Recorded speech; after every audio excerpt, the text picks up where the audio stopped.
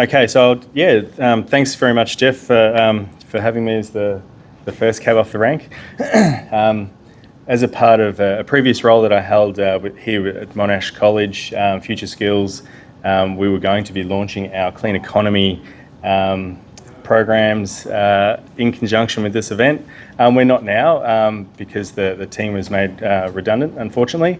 But what that allowed was it actually gave me more time to focus on my company, Green Lab Futures, which I've been running now for 5 years.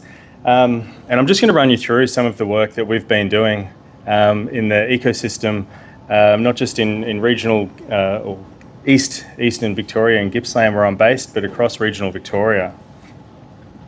And so what we're really focusing on is designing a future bioeconomy. So we're really trying to integrate the two being circularity and the bioeconomy of the future, and moving away from fossil fuel derived products. So for me, Green Lab Futures really kicked off in 2019. We had a significant bushfire in Eastern Victoria, based around Gippsland, and I was transitioning out of one startup into what was another, and I was really trying to understand a space with the circular economy that was starting to emerge across regional Victoria, and I'd started to talk to local government organisations, those operating landfills, around what their plans were for the long term to be moving out of that space. And I'd luckily been involved in the sustainability sector for a previous decade, developing courses in the tertiary, so the dual sector vocational and tertiary space. And I thought, why not apply that information and education to industry from the point of not just being the sage on the stage trying to talk about things that we need to do better, but really trying to embed more information around the research that we need to understand in order for this thing to work. And so for me, it was really lucky. I was really lucky that I'd had that background in sustainability. My previous social enterprise was focused on resource recovery, and at the time I didn't realise its importance within the circular economy, and so we really started to kind of join these dots together using a systems thinking based approach. And I'd started Green Lab Futures, and it wasn't until 2021 that I'd attended a few conferences and people said, "Oh wow, Scott, you're really doing this circular economy thing." And I kind of said, "Oh, are we?" And then as I started to dig deeper, pursued research in the space, I found out that we were dabbling around the outside and that I wanted to dig deeper. And it was, it's fascinating, like scratching an itch.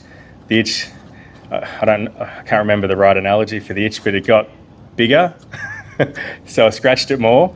And then I started to really understand the work that I wanted to do across regional Victoria, which has become Green Lab Futures. We're really conscious to not greenwash, and that's one of the aspects when you look at our branding, that it's very green. Sorry, I'm just flicking through. I feel like I'm in class, but I'm not. And so one of the aspects that we really want to focus on is within the green of the diagram. Sorry, it's probably not going to pick it up. This is the imagery that we use on all of our promotional material so that we can start that conversation around what green stands for us. So it's obviously not just the greenery in the bush, but also public transport, the housing, the concept around how we create energy, how we capture it, and so forth. And so working with a number of our different partners, sponsors, collaborators that are on the board here, we've really started to nudge the bioeconomy space, which is, trying to move into what a green future could look like if we reimagine it without the fossil fuel derived products that we're using right now. And I want to say it's a jarring conversation, but it's a conversation that needs to be had.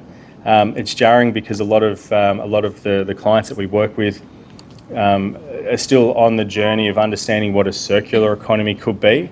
when we introduce a new concept like the bioeconomy, an even newer concept like regenerative design, I see a glazed look come over my client's eyes, and it's kind of up to me to just give them a little nudge and take them back in a few steps in order to help them move forward.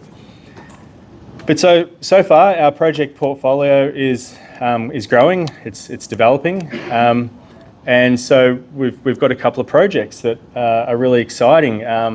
That I suppose I'm here to talk about and to share some information with. So probably the one that's not a diagram up on the screen just yet that I'm most excited about is up at Lardner Park down in Gippsland, east in Gippsland, where we've just been undertaking a circular waste audit and looking at a closed loop strategy for their on-site resource recovery.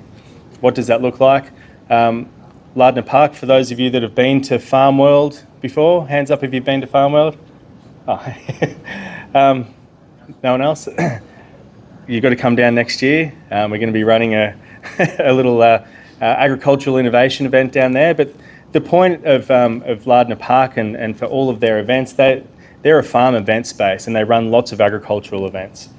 For the work that they're doing, they work directly with the agricultural industry. And so for me, that was identifying that kind of key focus there of what does circularity look like on farms. So we wanted to start demonstrating what it could look like on Lardner Park, being an operational farm. And so some of the closed loop strategies is just looking at things like the organic waste that comes from the events that are run, single-use plastic, a lot of the ways that they integrate with hospitality organisations, and so I suppose all of the processes there that can be really cleaned up and tidied. And so what we've been able to develop is a strategy moving forward for Lardner Park that helps them to recover up to 75% of the waste they currently have, so that they can process that into future commodities and or other opportunities locally. Now for me, that's a project that I like to talk a lot about it on social media, including LinkedIn, because it's a project where the CEO of the space, Craig, for anyone that knows Craig or that wants an introduction, please let me know. Craig's really transformative from a leadership perspective in Gippsland, and so he can see what this will do for the region if it lands, and then if everyone else can eyeball the project that he has on site. And that's been really important for our progress, because that helped us to reach out to a farm up in Lancaster Farms, just out of Shepparton, where they're looking at a biomass innovation project. Latrobe City Council, where we're currently undertaking their landfill audit. Tarago Valley Organics, where we're setting up a micro dairy anaerobic digestion project. Costello Farms and Durkin Produce.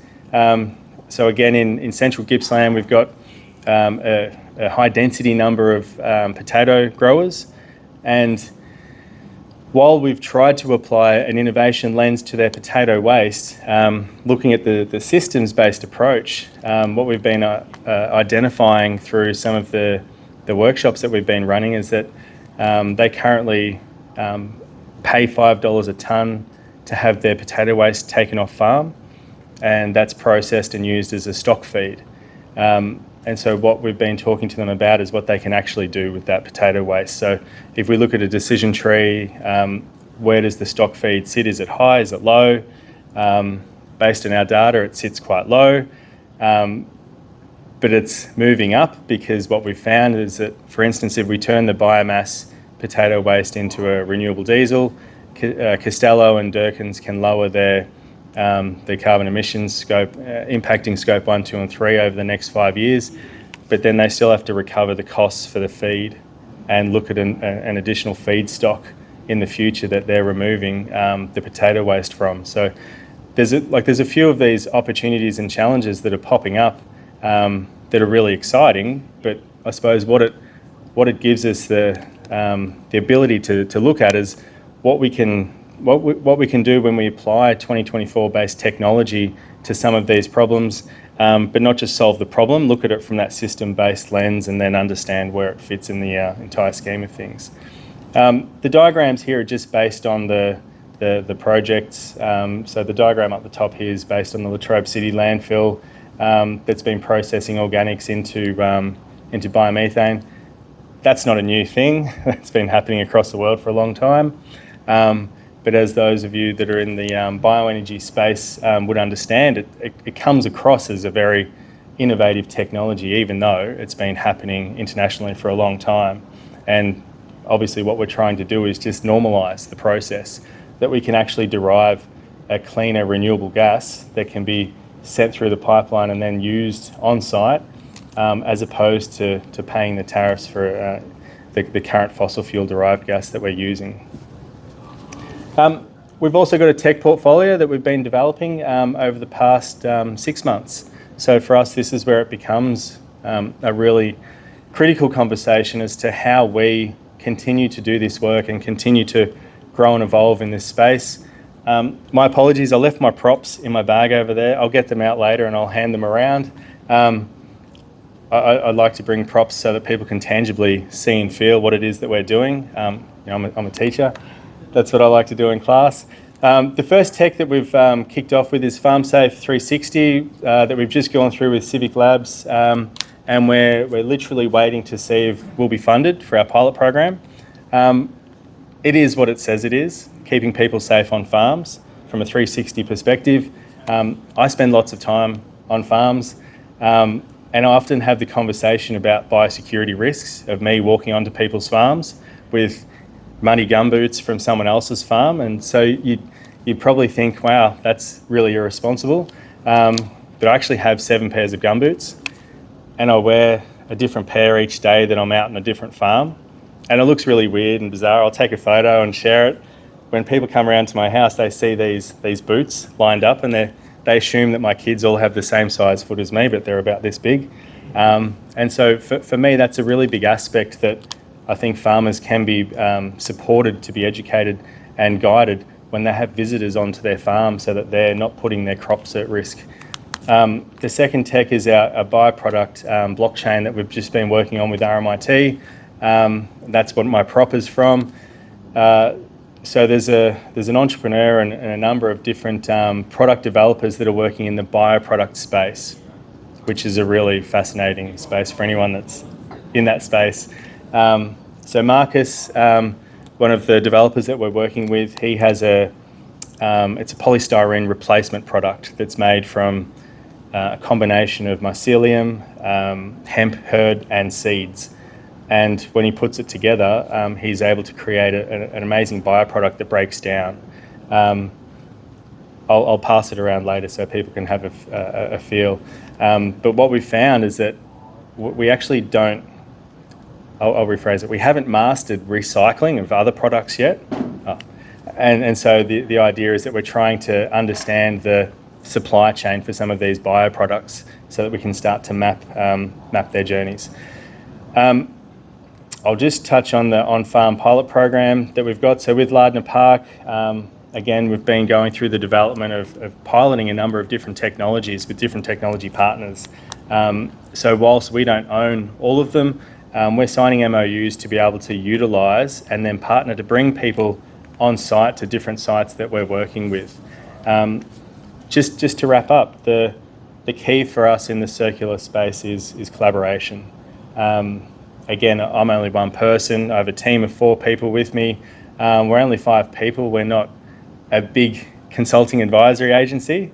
And so what we're really trying to focus on is how we can collaborate with lots of people across the sector to try and transform sites like Mount Baw, what it currently is, into Mount Baw 4.0 towards what it should be. That's me. Thank you.